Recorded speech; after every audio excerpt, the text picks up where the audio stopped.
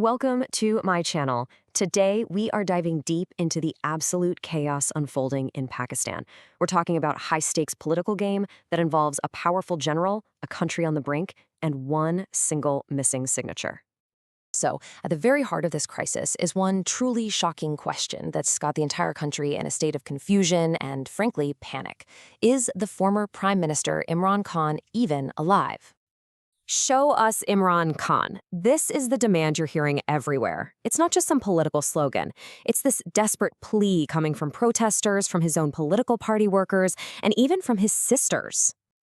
Now, the Pakistan army insists he's alive. But here's the thing. They haven't offered a single shred of proof. And those words, without any evidence, are just fanning the flames. We're seeing huge protests, especially right outside Adiala jail, which is where he's supposed to be held. And this is where the story gets really strange.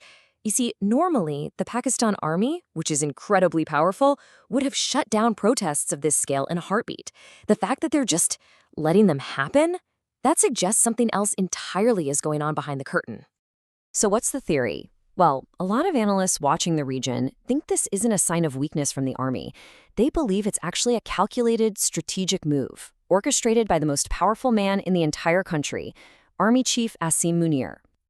Okay, so if he's letting this all happen on purpose, you have to ask, why?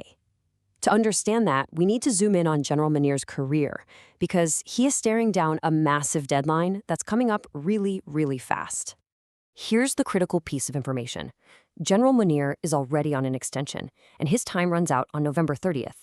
To hold on to his power, there's a proposal on the table for a brand new 5-year appointment that would keep him in charge all the way until 2030. And how is he going to get this extension? Get this. The government has literally created a brand new, extremely powerful position basically just for him.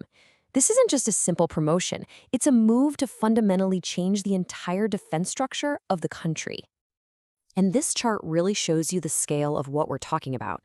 The system used to be 3 more or less equal military branches. The new plan? It puts one person, Asim Munir, in absolute command over all of them: the Army, the Navy, and the Air Force.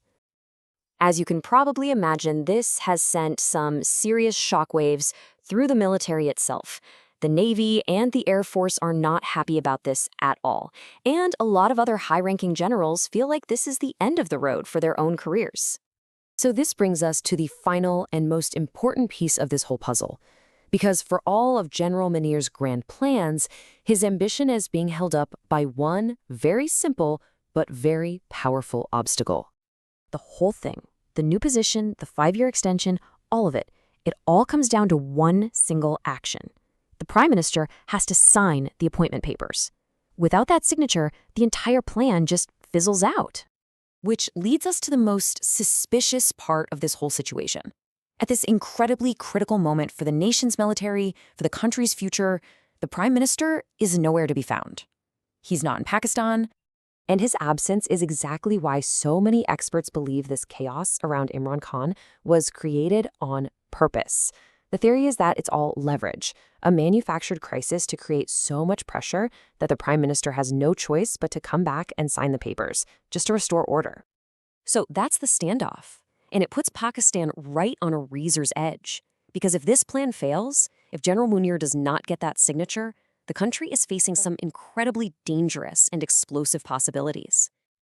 And let me be clear, we're not talking about small political shifts here. We are talking about the potential for a full-on military coup, protests that spiral completely out of control, or even a scenario where Imran Khan makes some kind of dramatic political comeback in the middle of widespread violence.